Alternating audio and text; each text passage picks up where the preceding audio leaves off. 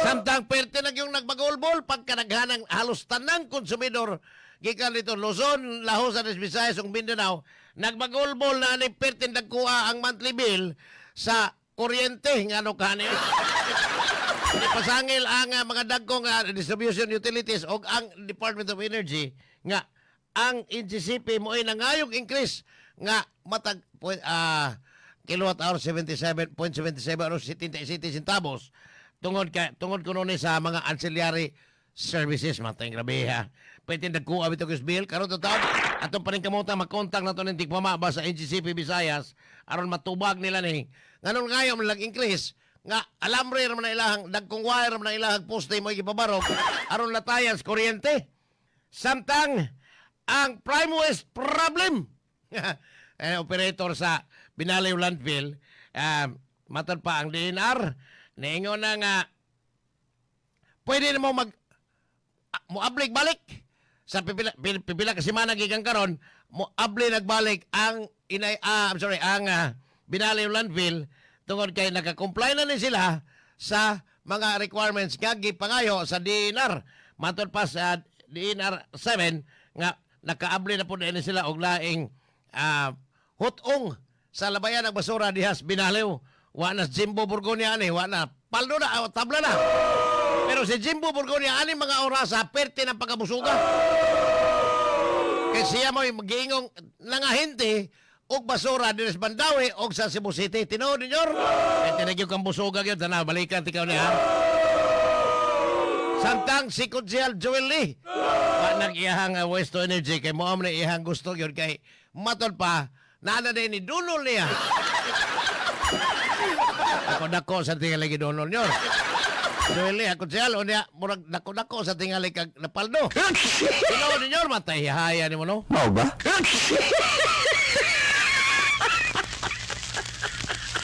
Kagahapon gikalipay yun sa mga taga-pinamungahan gawas nga gipaibaw ni Governor Pambari 4 ha. Gipaibaw na niya nga ang feeding program tibok probinsya na. Dili na ni ordinaryo katong iyong busog-busog. Mau ba? Tinuod ni feeding program kay mao ni iyang kalaki kani adto sa wa pa ni mailhi nga kuan kana na ang naaday feeding program ni sila ang ilahang Simply Share Foundation kani adto ni.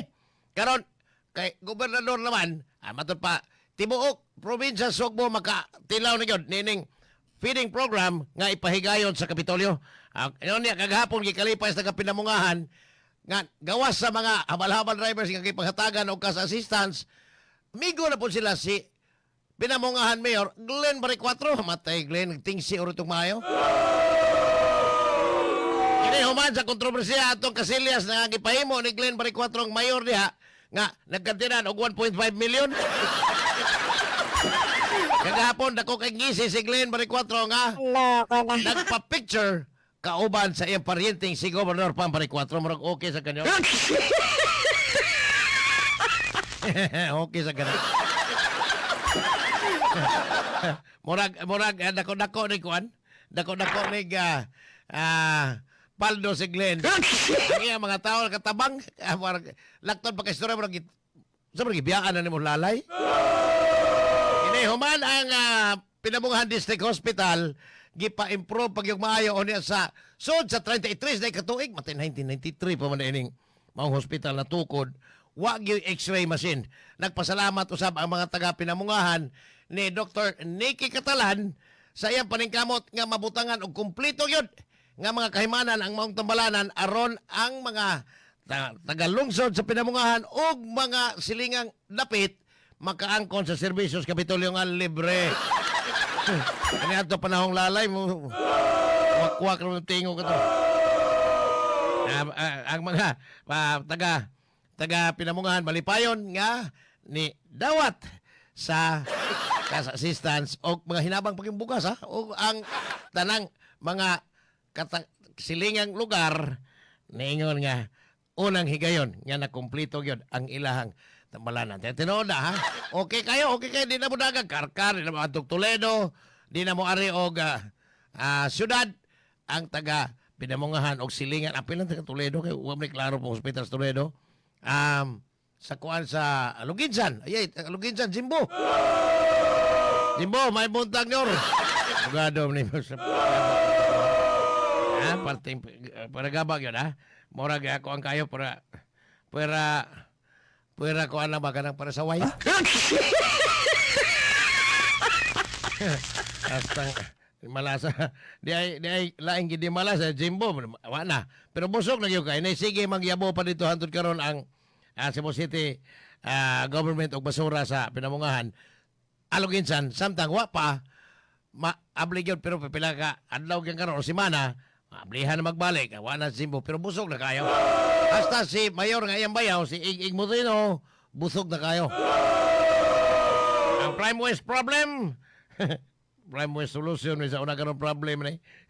Ingon nga posibleng hatagan ang signal sa DNR sa pipila ka adlaw gikan karon. Samtang si Senador Ping Lacson pa nila sa pinagi sa iyang social media post unya gyud gi-confirm atol sa press conference kagahapon nga matay milagro daw. It's a miracle.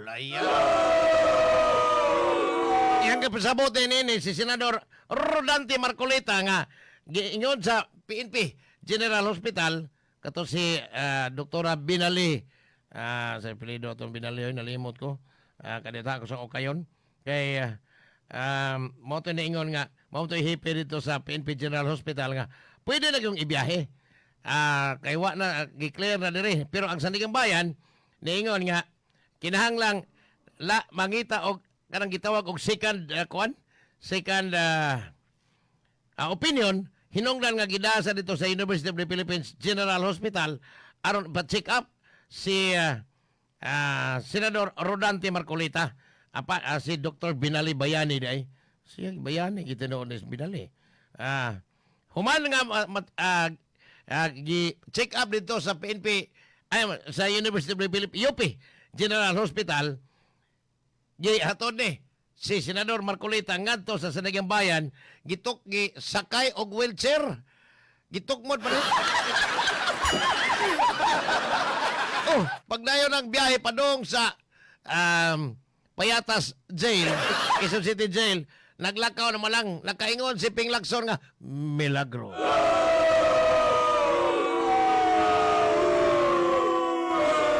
Samtang di ay nindot kayong balita para nila, ang botog tinuod ba ni, mahitabo. Hello, ko na. Nindot ang paminahon sa mga tao. Hello, ko na. Kung mo to, mo, kagahapon, gipaibaw na ni Presidente Marcos ang bangag.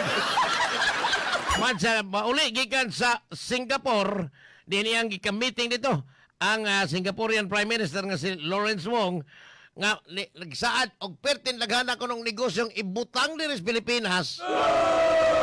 Sugot pagka mga Singaporean businessmen, nga, perti mang kurakota ni di man ay pareha Singapore nga wagi kurakot. Hello, ko na. Matod pa nga perti naghanap legend susaad. Patay paita sige naman lang sa araw. Kada uli niya saad na yun ang ihatag. Matod pa nga ang Primero Ministro sa Singapore niingon nga posibleng ang mga negosyante Singaporean o ubang mga negosyante nga taga-Europe nga nagnegosyo sa Singapore ilang i-expand ang ilang negosyo dires Pilipinas. Bridges ng Japon. Mo ni iyang ipanghambo ko niya mo ni dalig biyahe kay hapit ang zona i-appeal gini siya pamutmot.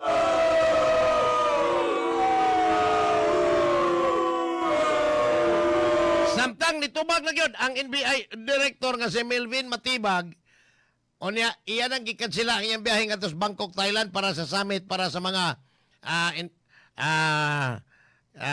nga iyang ikatagbo ang mga susama nila nga mga investigador. Apel na niini ang mga mga sakop sa ASEAN investigators nga makitagbo unta dito sa Thailand unyas Martes apan gikansela na niya ang iyang biyahe aron mo testigos dito sa impeachment court unyas Martes na pon.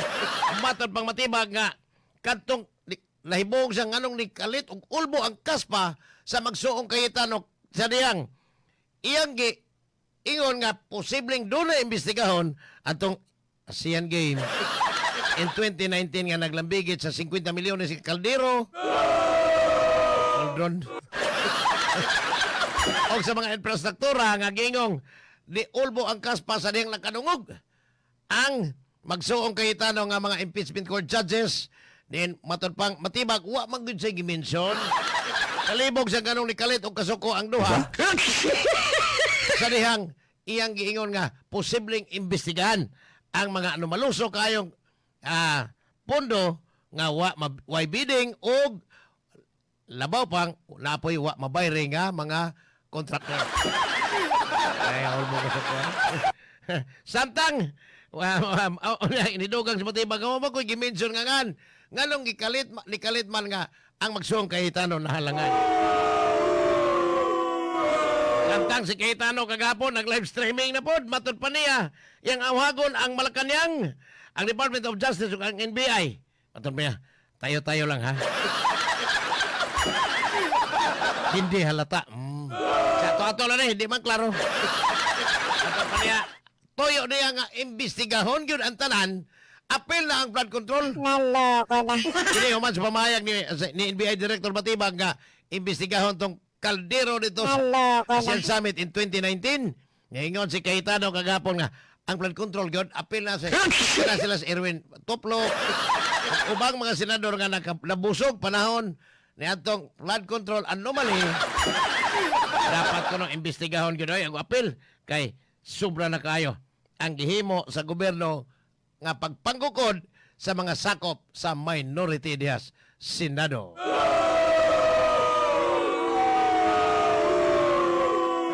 Murag kuha sila kanana ang iring og iro ni. Unyas Martes alegre ni kaysa Lunes. Murag wa may kuan kanang sa tawagan ni. Walay testigos nga salang sa hot seat dito sa impeachment court Martes na. Kaya doon na po ito resolbahon sila mga motions nga angay tubagon labi na sa pag kung ablihan ba ang bank records o financial statement ni Vice President Sara uban sa ang kapikas nga si Manasanas. Ano ilang tukion unes Lunes ining kamartes si Belwin matibag na nga matod pa ni Senador Alan Cayetano nga ang Senado ubos sa iyang leadership hindi matitibag.